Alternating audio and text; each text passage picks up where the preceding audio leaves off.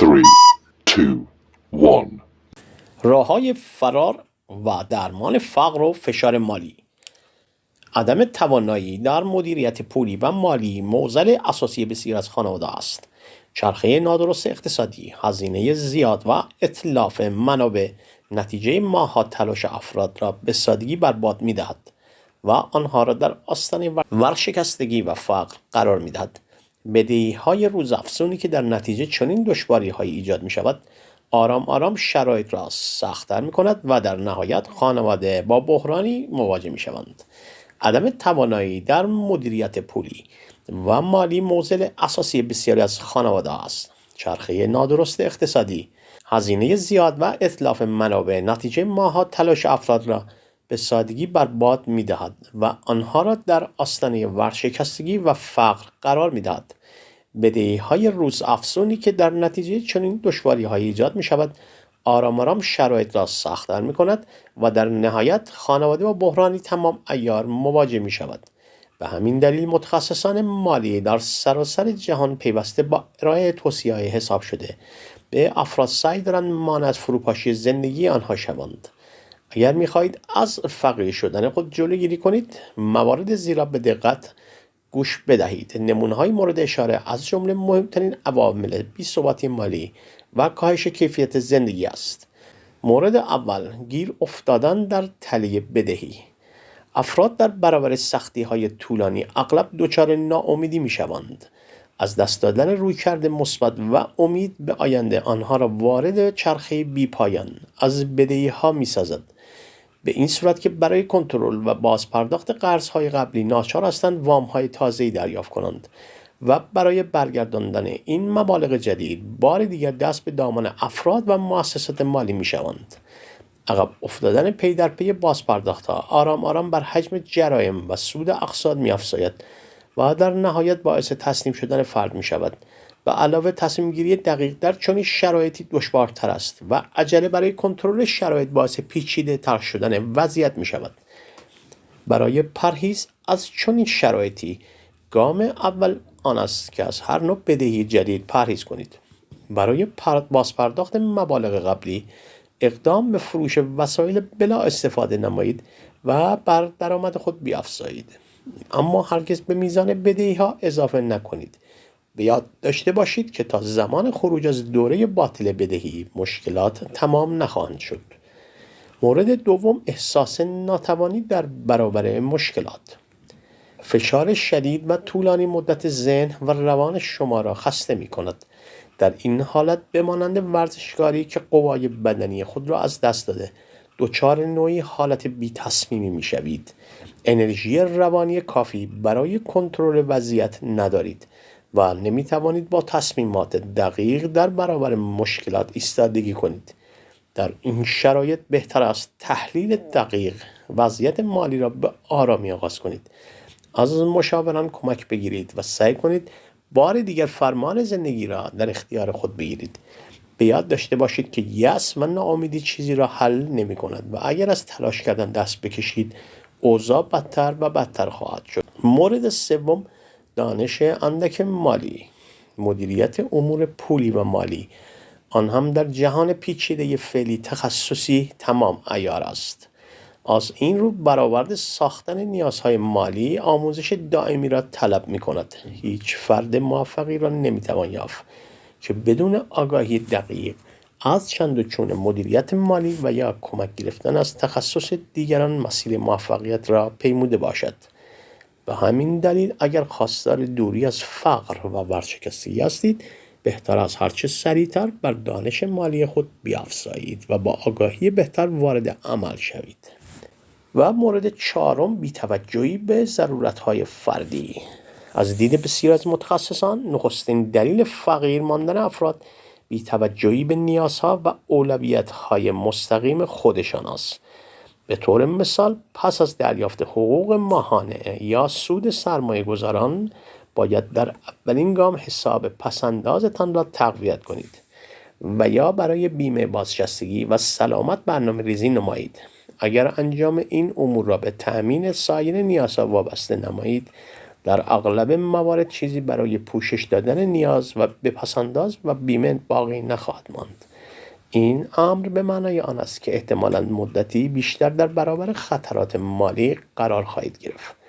در واقع برنامه ریزی مالی باید فراتر از نیازهای روزمره و قابل چشم‌پوشی دامنه وسیع‌تری را در بر گیرد و شرایط باثبات آینده نیز در آن لحاظ شود.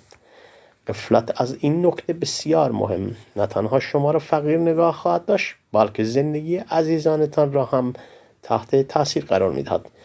بدون پشتوانه مناسب مالی آینده فرزندان شما به مخاطره خواهد افتاد و فقر همچون میراثی نامطلوب زندگی آنها را نیز متأثر خود خواهد ساخت. مورد 5، نبود صندوق پسنداز اضطراری. شاید مهمترین نمونه از میان برنامه‌های آینده نگرانه ایجاد حساب پسندازی برای موارد اضطراری است. دلیل این اهمیت آن است که اطلاعات شما در خصوص آینده بسیار اندک است. نمی‌توانید به دقت از سرمایه‌گذاری‌های خود مطمئن باشید. میزان بدهی‌های آتی نامشخص است. آسیب‌های سلامتی در کمین شما است و هر لحظه ممکن است به مقدار قابل توجهی پول نیاز پیدا کنید. به همین جهت بهتر است در اولین فرصت اقدام به ایجاد صندوق پسندازی برای موارد اضطراری نمایید تا در صورت نیاز از این صندوق استفاده نموده و مانع از آسیب رسیدن به حساب‌های سرمایه و سایر دارایی‌های خود شوید.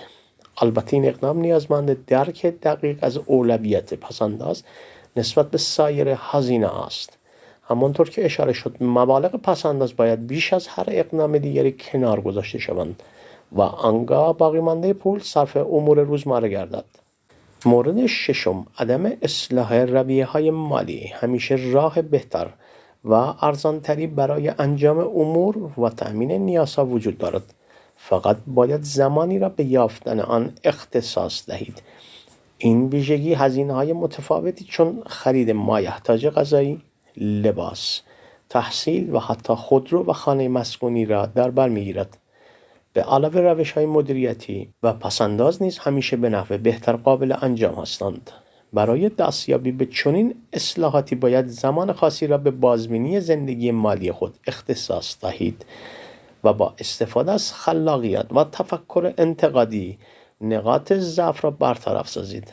ممکن است لازم باشد فروشگاه مورد مراجعه خود را تغییر دهید، بانک مناسب تری پیدا کنید و یا زمینه سرمایه گذاری متفاوتی را انتخاب نمایید.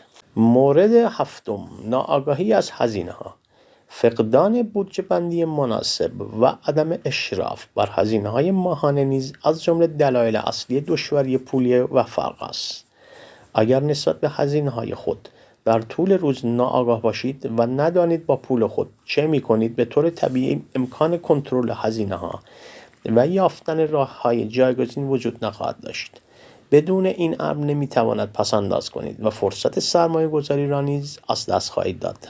لذا مسیر موفقیت شما مسدود و درهای فقر به رویتان باز می شود.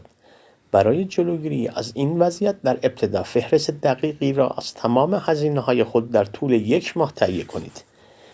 کوشش شما باید این باشد که تا حد امکان هیچ هزینه کوچک یا بزرگی در این فهرست غایب نباشد.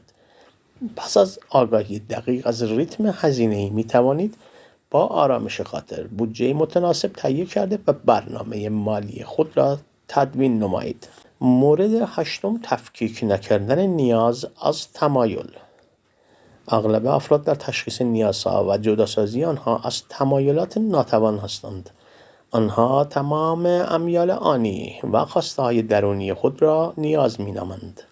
مثلا تصور می‌کنند نیاز دارند لباسی گران قیمت بخرند یا رفتن به رستوران برای آنها ضروری است، در حالی که در موارد زیادی مسئله صرفاً یک تمایل و نه نیازی حقیقی است. شما طبیعتاً برای رفتن به محل کار خود به یک وسیله نقلیه نیاز دارید، اما این وسیله می‌تواند از مترو و اتوبوس یا اتومبیل شخصی چند میلیون تومانی متغیر باشد. مورد 9، سرمایه‌گذاری روی اشیا به جای خودتان. بسیاری از ما به جای صرف پول برای ارتقای کیفیت‌های فردی، سرمایه خود را در خانه و خودرو هزینه می‌کنیم. اقلامی که هرچند سودمند هستند اما در نهایت ارزش افزوده چندانی به همراه نخواهند داشت. افراد موفق در طول زندگی همواره بخشی از درآمد خود را از صرف آموزش، ورزش، ارتقای سطح سلامت و توانایی‌های فردی می‌کنند. آنها به این موارد نه همچون هزینه بلکه به عنوان گونه‌ای از سرمایه‌گذاری بلند مدت نگاه می‌کنند. سرمایه‌ای که در این امور صرف می‌شود در طول زمان از طریق افزایش درآمد، کارآفرینی و رضایت بیشتر از زندگی به آنها باز می‌گردد. مورد دهم، عجله برای ثروتمند شدن. رویای رفتن راه 100 ساله در یک شب همواره در ذهن انسان‌ها حضور دارد و به خصوص افراد جوان را به حرکت وامی دارد. اما این رویا در اکثر موارد موجب ورشکستگی و ناکامی می‌گردد، چرا که عجله برای دستیابی به ثروت هنگفت موجب پذیرش سطوح بالاتر و غیر معقولی از ریسک می‌شود. این ریسک نامطلوب در کنار تصمیمات نادرست افراد را به سوی شکست سوق می‌دهد و به نتیجه واقعی تلاش آنها نیز نابود می‌سازد. از این رو بهتر است به جای عجله کردن برنامه بلند مدت، آرام ولی دائمی داشته باشید.